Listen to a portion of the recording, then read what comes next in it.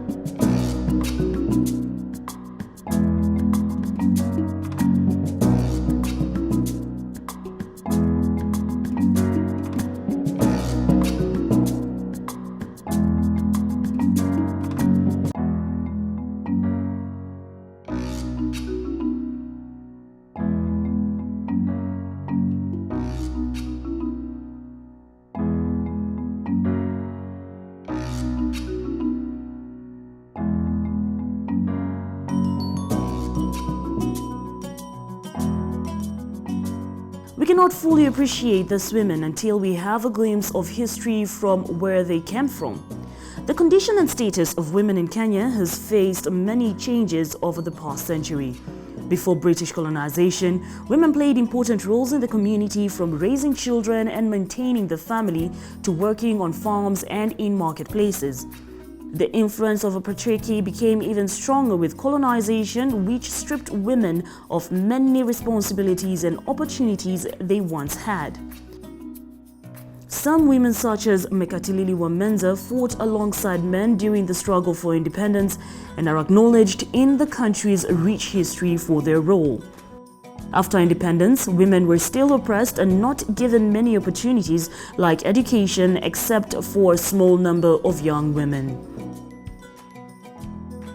Women still faced many problems such as child marriages and arranged marriages, female genital mutilation, which is also known as FGM, the AIDS epidemic, as well as lack of education. Although Kenya still has a long way to go in hearing the plight of women, there continues to be an improvement in financial, social, and economic inclusion within the country at different stages, ranging from dialogue, policy implementation, representation, and so forth. After 1995, due to the Beijing Platform for Action, many Kenyan women have benefited from the introduction of feminist point of views such as female consciousness, confidence as women, gender equality, and justice for women. Many Kenyan women soon became active participants in Kenyan politics. The first woman in Kenya elected to hold a political position was Grace Onyango. She holds many firsts such as the first female councillor, the first female mayor in the post-independence Kenya, and the first woman elected in parliament. She achieved all these firsts between 1964 and 1969 and served in parliament until 1984. She was also the first female parliamentarian to occupy the temporary speaker's chair before being officially elected deputy speaker between 1979 and 1984. Other women who served in parliament in the first 3 decades after independence include Dr. Phoebe Asio, Chelagat Mutai, and Dr. Julia Ojiambo. Other women include Professor Wangari Maathai, Charity Ngilu, Naisula Lesuda, Esther Passaris, Millie Odhiambo, Professor Margaret Kamar, and Sophia Abdi Nur. Today we honor women who came for the boss lady and made an impact in your life, and I couldn't help but wonder who they are from my peers and why. My favorite episode of Boss Lady is Dani's episode, CEO, founder, Zumi Kenya. Yes, Dani's is my favorite episode 2. Why? It was emotional. I love emotional stuff. I cried a bit, but yeah, I love emotional stuff. Her story was inspiring, and as a woman, her challenges, how she faced her challenges is top notch. The one with the Zoomy lady, I just loved her. Yeah. Why did you love her? She motivates someone from where she has been, sickness, to motivating other people, and what she does in the social media is just fine. After her study period, it was her time to come back and practice what she learned. But was she able to do so? And then I left Malaysia and I came back. After coming back, I went through a depression.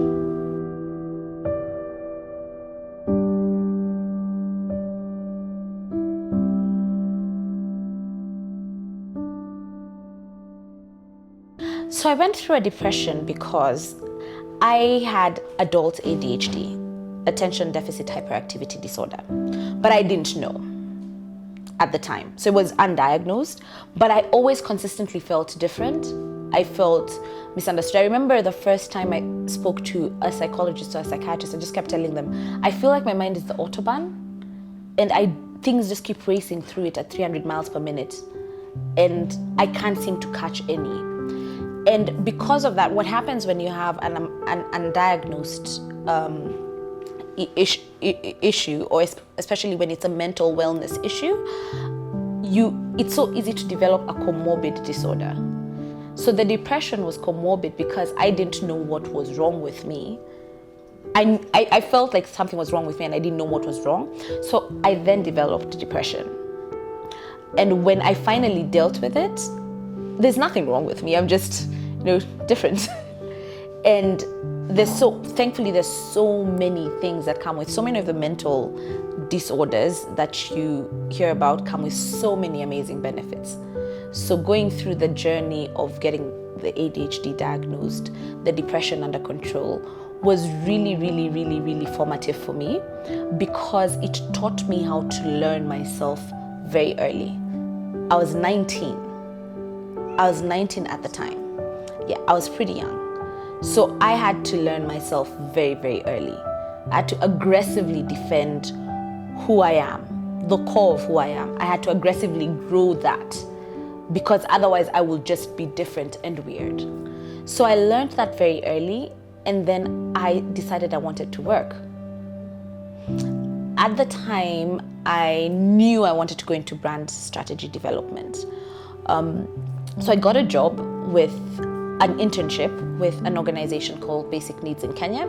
At the time, it was the organization that my mom was running, but she's not actually the one who recruited me. She was just as surprised to find me in her office. And because I was going through mental illness or mental wellness issues, it then made me extremely, extremely passionate about mental health advocacy. So Basic Needs, Basic Rights is an organization that deals with mental health and supporting the infrastructure for community, sustainable development for people who have struggle with mental health. So my biggest thing was, one, there's so many young people dealing with mental health issues who are not getting the help they need, who are being completely misunderstood, who are not being actively, and these issues are not being actively addressed. And I felt very passionate about addressing that because I was helped. Number two, there was the stigma around mental health. I mean, it's still there now. It's still there now. I mean, for someone to come out and say, I have bipolar, I have schizophrenia, I have depression, you're looked at as other, right? People call you schizophrenic. And I remind people, you're not schizophrenic. When you have a flu, are you called flu? Right? So there was that stigma around it that I felt very passionate about addressing. At the time, people used to think, you have ADHD, that's not an African disease. You're just weird. I'd say, by the way, imagine that's your opinion of me. It's not who I am. So addressing that stigma. And then three, addressing the infrastructural issues around mental health.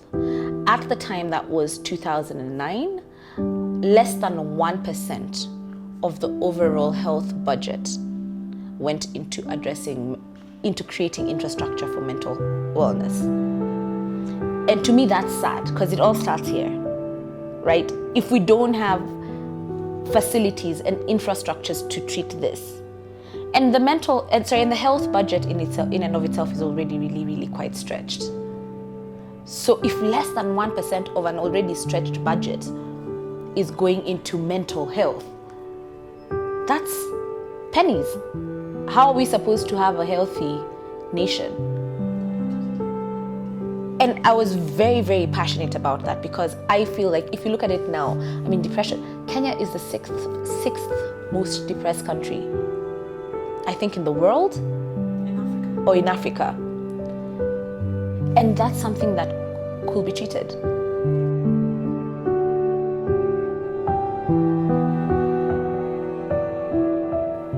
Denise was able to fight for mental illness, fighting for herself and fighting for others. I was recruited into an advertising agency, Scan Group, at the time Media Initiative East Africa. It was a long, funny story of coincidences, but I was recruited as a trainee media planner. And then I worked my butt off to get to where I am now. Advertising for me it's an amazing industry. It's full of nuances. I mean, if you don't want to work in one job, work in an advertising agency. Because then you're working, look, I've had clients from almost every FMCG category. I've had clients who are banks, oil companies, beverage companies, Coca-Cola, Unilever. I've had such a variety of clients, and I've had to learn their category and their industry. So I never feel like I used to walk into the office and say, who am I today? Am I a banker? Am I a personal care practitioner? So it really, really expanded my knowledge. It broadened my view of the world. I was consistently challenged. I was consistently pushed. My job was creating connections for brands with audiences. So figuring out what about this connection will make it special for both the brand and the audience. How do I create that experience? I then got an opportunity after 2 years to move to Tanzania.